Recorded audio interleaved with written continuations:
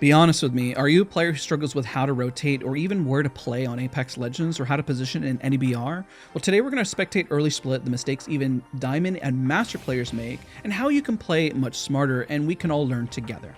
If you enjoy the spectating series, let me know. We could potentially spectate Marvel rivals and help you improve there as well. So let's just jump into it. All right, let us begin. So what you're going to see here is a distribution. The account that I'm on is not Daz, which is actually Master's account. So the rank reset has reset that down to Platinum, which is interesting this early on the season because you're still seeing a lot of gold and a lot of plat. So the golds are a lot of diamond players. So now let's skip ahead right into the action once we start seeing what happens in lobbies. And remember, what we're going to teach is that rotations and all the mistake players are making. Let's discuss it. So we have a Masters player here. What's interesting, what you'll see is a lot of players tend to fight very early on. It's happening more because, you don't have a lot of points to lose and people are trying to get as many kills to rank up as fast as possible. You're going to see this lobby just constantly, it's going to drop dramatically. And so one of my best tips right off the rip here is that you're seeing a team fighting, but to land near the action. You don't necessarily want to be too far away, but you don't want to be too close to all the action either. Look at the teams dwindling there. Let's take a look. Let's go and pause and let's talk about this. Okay, at this point, I kid you not, it has not been very much time whatsoever. And we're already down to 70 squads. I mean, literally, we've only been speaking for a short moment. The team that we are going to end up following is this team because they do get out. Now, what's interesting is that you're going to see a lot of mistakes that this team does make in terms of rotation afterwards. I mean, you could go back into the action at this point because they know that they're fighting and they have the amount of loadout. Sometimes being overly cautious and looting can be a good thing and a bad thing. I mean, look at that feed. I mean, look at that, ladies and gentlemen. Look at this. So many people have gotten eliminated, but only one kill leader has 3 kills. So that really highlights if you want to gain points, I mean, sometimes just going to zone and playing patient can be beneficial. But remember, at the same time, you want to get eliminations, at least just a few under your belt. That's why I say land near the POI, maybe land here on the south side. Let's go ahead and let's talk about that real quick. We're going to talk about rotation here. We're going to discuss a lot. Even let's say a checkpoint has maybe 5 teams, right? Even if you landed just south of the POI here, you could go in and third party right away. And there's tons and tons of loot here. And let's just, because I have no idea where the rest of the action took place, it's possible that it happened at Cedo Station. Let's go and say you took no name here and then you decided to third there instead. Or even if you took this no name spot and decided to third afterwards. One of the biggest mistakes as well is that it's important that your team builds momentum. Okay, that's going to be a reoccurring theme. We're going to see this team rotate all the way towards this spot. But the thing that they're missing consistently, and I'm sorry if you hear a little kitty in the background, we actually rescued a cat recently, and the bigger cat is a little scared because they are wearing a cone. So sorry about that. We'll keep on trucking here. One of the biggest mistakes that we see during rotation is nobody's going for any materials or any of the main POI. I call these like mini games, You want to rotate towards something that's going to give you information. And even though they have a, let's say, a Watson here, they're not even capitalizing on hitting the console here, or maybe a console this POI, or even rotating for this to hit console here, here, or anywhere. And those points do add up and they make a massive difference. So when this team is rotating, that's one of the biggest mistakes, because you know what happens is that you are going to fall behind an armor.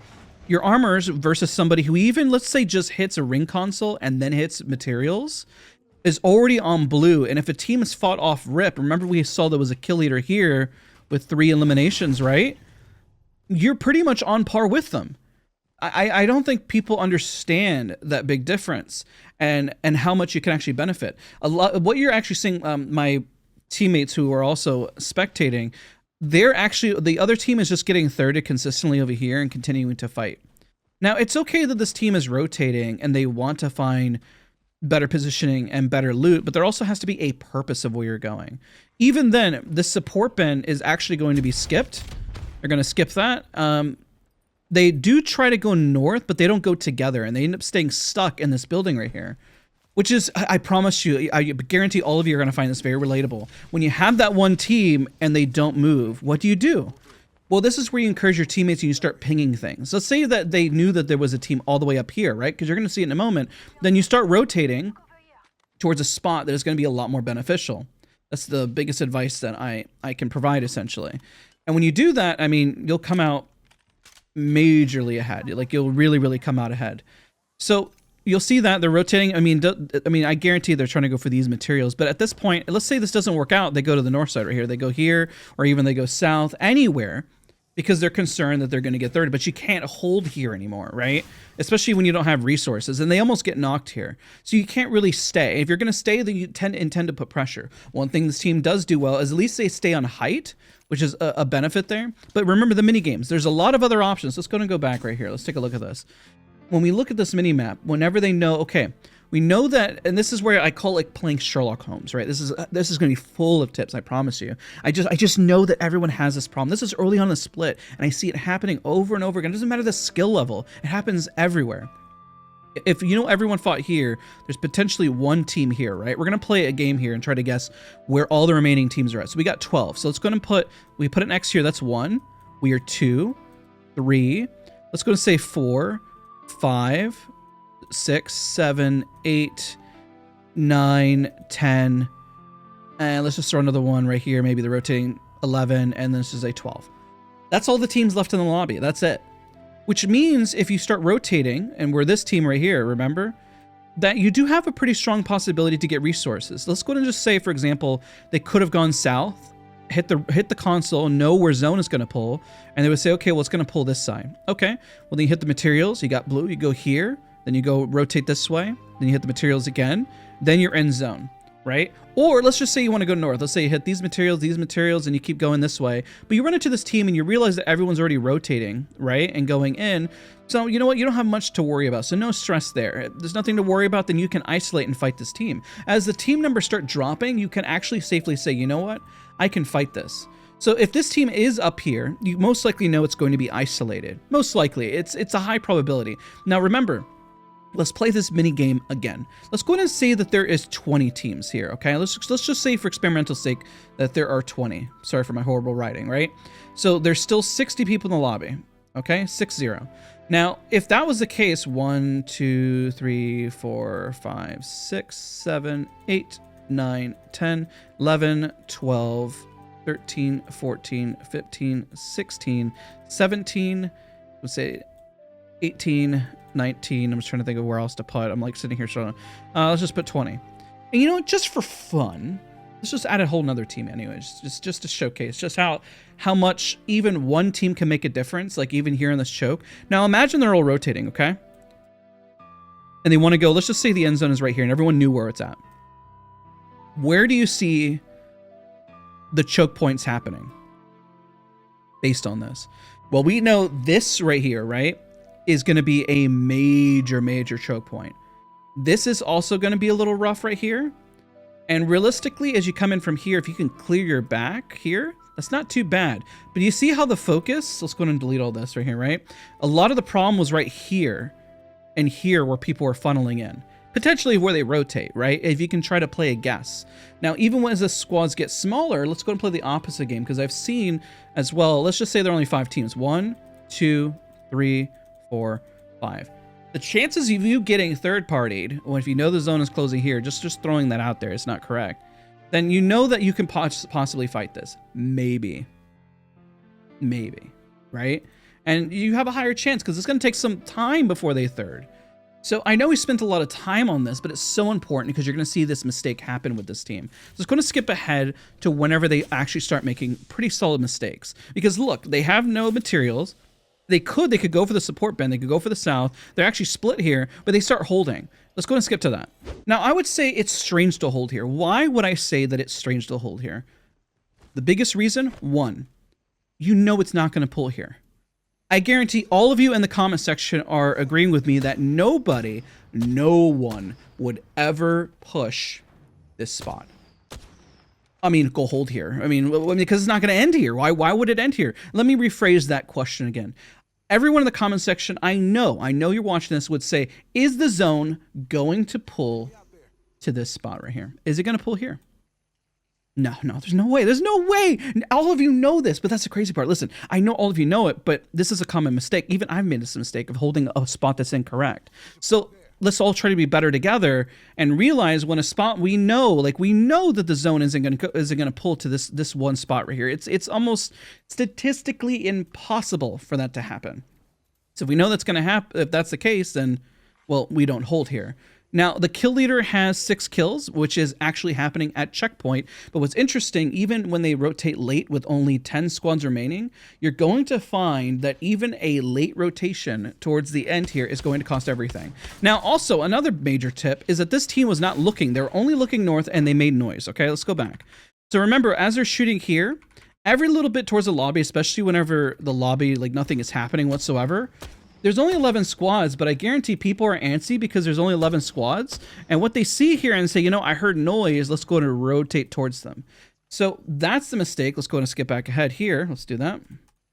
If we skip right back ahead, they're not looking on their south because they know they made noise. So it's a red flag. If you people also don't remember this, but different guns have different ranges in which they can be heard. So this person's playing the minigames by hitting zone, and they actually should win this because they have that person isolated, but there's a lot of hesitation here. So there's a lot of things that happen that are mistakes, okay? So this is pretty good damage. They go for a res. But right off the rip, the biggest mistake was the fact they caught somebody off guard, they didn't play together, and they could have isolated the one down below. Losing height is not ideal, but you do know that there was only one down here. If they know that there's one down there, they have less to worry about. Right now, the other team has all the advantage to win this. Okay, they have 3 blues versus 3 whites. So that math, they have, you know, across the board 75 plus more HP to win, and that number leads in their favor. So if they're resing here, let's take a look. Resetting is important. They have Halo there. Now at this point, you either run or you shove. See a little bit of damage go out. Now, realistically, they could just keep shoving, which they almost got it. A little bit of a hesitation, which I completely understand. But across the board, it really came down to, because people obsess consistently in fight, why should I land more shots, should I land more shots? But the reality is that the mistake actually happened much sooner before. It happened on the drop. So if we look at the very beginning here of them playing together, and one, they weren't looking together, right? Nobody was watching their back. They have somebody who's caught off guard. Now, you could say they whiffed, but they didn't drop to help their teammate either. They could have easily all dropped together and just isolated, because we know that a Pathfinder grappling in somewhere and being completely shocked and running means that they're caught out. That's a mistake there. You have a 3v1, but they let him kind of run wild with it. And granted, yes, there was other mistakes, but it really just stemmed from the very beginning as the biggest problem, and that caused them to get eliminated. It doesn't matter at that point how well you play. You could clutch, but if there was more teams in the area, even larger of a red flag. Realistically, this team was never going to lose because their armors are much better. I mean, now we got 2 purples and we have a blue. I mean, they're so confident. I think they were in shock. They probably thought they were getting ratted on, because look, now they're shooting the box. Like, they're being crazy with it. I mean, this is the crazy part is this person has a mastery badge. And the team that we're watching actually does end up becoming the team that is going to win. Spoiler alert. But I think it's kind of interesting to look at as they continue to rotate. Because even though the other team over here, they're a little late, they just across the board have been going for the right materials, the resources, leveling up their armors. You cannot even shoot a bullet, and I promise you, if you rotate properly, let's go and look at that mini-map. Let's go and talk about that. If you rotate properly, let's say right off rip and you never fight, okay? Let's go ahead and just say that you were to land. Let's just find a random POI. Let's go somewhere. I guess it's not going to show up because they don't have a console. I think Northpat had a console. Let's go to say this. They don't shoot a gun. Let's pull them way far. Let's go, I don't know, to C-Note, however you pronounce it, right? They'll hit this for 75. Let's say they hit the console for 200, and then they hit materials here, okay? Right there already gets some blue. So let's just go ahead and say they were so scared that they wanted to run away. They're blue still, right? So they hit for another 75. They hit for another 100 on the bin right here. They hit for another 100 on the bin here. They hit this. They rotate further for another 75. They hit the materials again. They go north here. Maybe at that point they hit console. They rotate this way. Then they hit for another 75 here. They're pretty much at purple for the most part. Like, they are very, very close, and they haven't even shot their gun. If that's the route that they wanted to take, let's say that they literally just ran this way and they arc back this way to avoid, and they just start eating damage for the sake of it.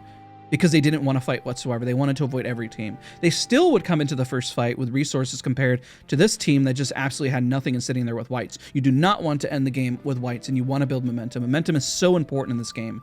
If you're not moving, and you can hold, if you do hold, that you're doing it because you already have, you know where, I guess you can call it God spot. So let's go and do a little test on that too. Let's talk about where do we think the God spot is? Well, God spot could be the rocks because that's height and you can see virtually everywhere. Right?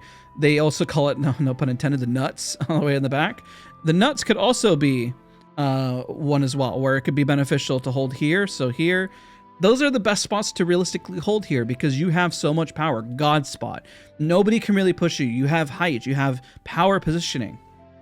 And notice that this team, even though we called this God spot, is actually going to end up in that spot, which is crazy because nobody's holding it. And what does that tell you? That nobody is actually playing zone properly, even when they have information. If they don't have information, then you can run console. If you are trying to guess, try to guess what would be the best power position in that lobby that's going to help you, right? Let's go look at the map and let's just do another little test together once they pull it up again. Let's take a look, right? Let's go and say it pulled opposite side. Let's just say it's going to pull towards this side of the map, right? Where would I want to hold? Well, I would like to have launch pad right there. That's probably going to be a very powerful spot, or even this spot right here. Now, you don't want the choke because it's probably not going to pull there. We don't want this because it's probably not going to pull there. This is an open field. You can play the backside over here. That's an option because that's on height, but I guarantee it'll probably pull towards this side. Like just throwing things out there. Having those spots and having that awareness is really important because there you already know where to gate and where to position. Just ideally where you want to hold. All right, so we're gonna skip ahead just a little bit. We might just kind of let's skip ahead together. Let's do this together and watch their journey. And I'll do like a fast forward version. Let's go. I'm just kidding. Imagine I would talk that fast. Okay.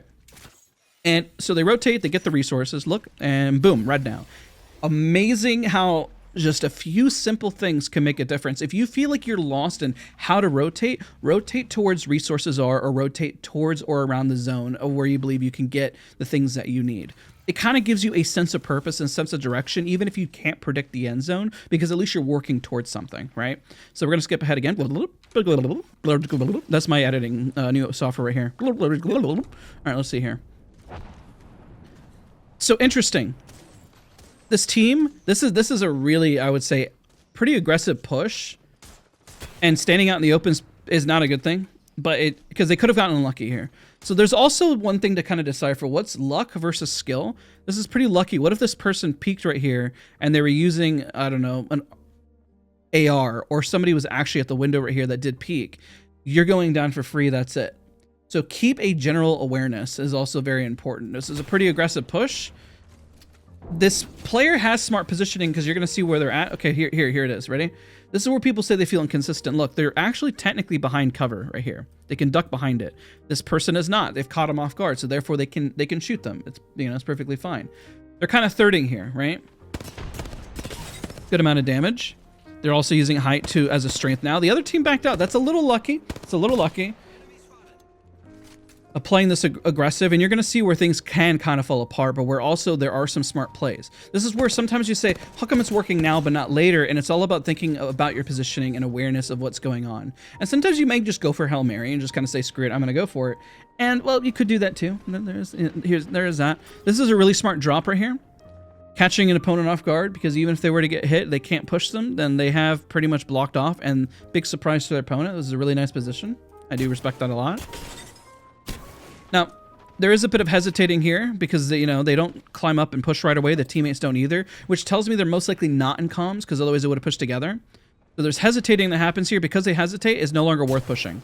So this player I can respect because they understand when the fight isn't worth it anymore, and they realize just based on the positioning that they were just going to get caught out.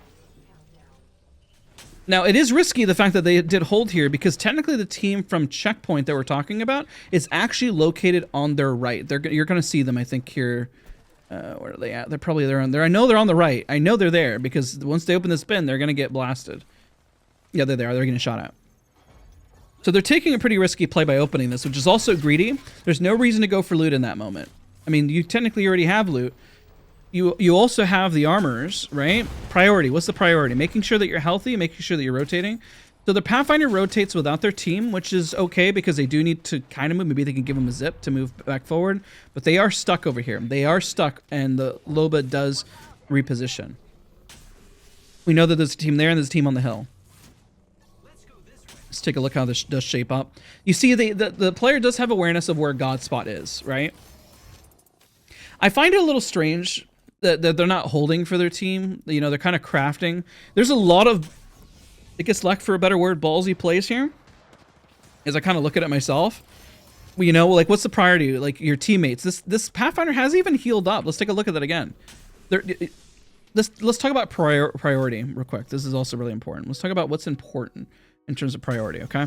Because this Pathfinder is not healed up completely. They're technically at, you know, purple armor, technically. So they should keep healing up. Next, they should be doing, based on, number 1 is healing. You know, so we're going to do H for healing. Number 2, what's also next? Well, making sure that your teammates are healthy and just overall game sense of teammates. You know, so TE for team. And then 3, where are your opponents at? And positioning. So we'll do P/E for enemies and positioning, right? So if they're not healed up, technically you need to heal up. And if you need your teammates, then you need to cover for them and watch for them. And that kind of leads into the third point. So always root back to fundamentals, you know? I mean, going for a loot, if you don't need it, is not a priority yet. Out of those 3, those things are more important to keep alive. I would say probably later on in the priority, you could say loot. But at this point in the game, you should be pretty healthy in loot, which is why your rotation and momentum early on are so important. If a battery was so important in this scenario, you probably shouldn't even push that fight to begin with.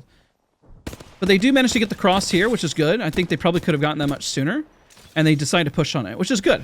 I mean, go for the knock. Very nice. So now it's pretty close, but also awareness. So what you'll notice here is that the Loba is actually pretty much dipping. The Loba is gone, by the way. But they're still fighting here because they're feeling pretty confident, which respectable. They got pretty good movement. They almost got this. They grapple again. They are popping off here, repositioning. Goes, unfortunately, whiffs. But then the Loba is gone, right? That's how I say I know they're not in comms, because there's so many moments where I guarantee the Pathfinder's like, please, just please help me, brother. You know, I just like imagine that's pretty much what was like going on. It was like a horrible realization that your teammate's not there. That's got to be horrible.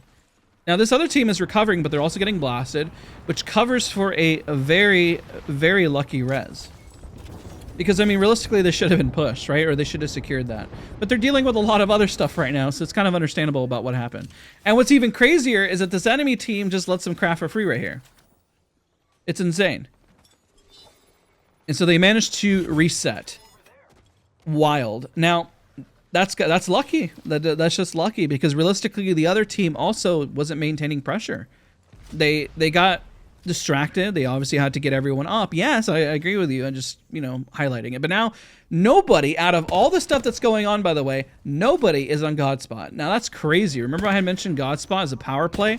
What was this team doing? What are the other teams doing? How come nobody's gating this? Why do they have so much ability to hold this spot when they should have been held? Realistically is what we're looking at, right? I just find it fascinating, and it's eye-opening for all of us of if you just go for that zone and go for that positioning, what that can mean.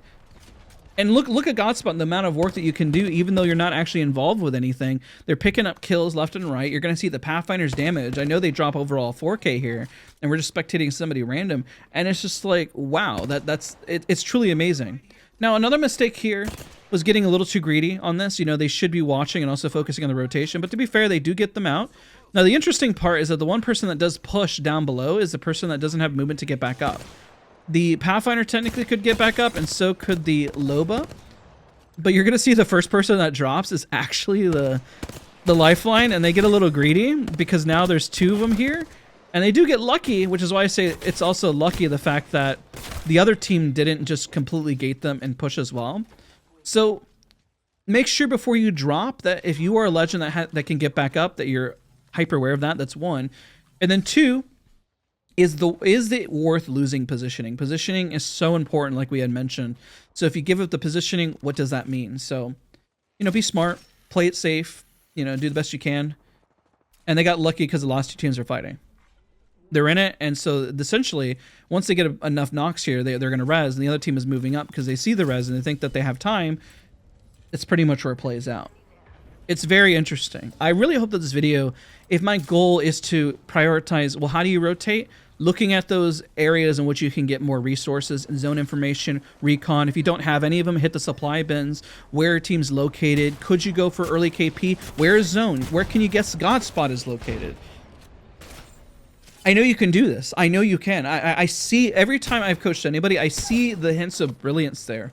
All of you, I'm so confident from watching this. You are brilliant. Just believe in yourself and have that faith and just take a deep breath and remember the fundamentals. And when you do that, I promise you, you'll come out so far ahead. So as we kind of watch the ending here, I want to thank you all. Please be sure to leave a like, comment, subscribe. I hope that you find this video helpful. Remember, like I had mentioned, if you find the series interesting, well, maybe we'll do it for Marvel Rivals. Maybe we'll start doing it for other games as well. So let me know. Still going to be doing a lot of Apex. Going to be streaming Saturday. Going to be streaming Tuesday. Going to do a Marvel Rivals guide on Black Widow specifically, just for fun, because she's a horrible character, but I find her enjoyable. So thank you guys again. See you guys all in the next one.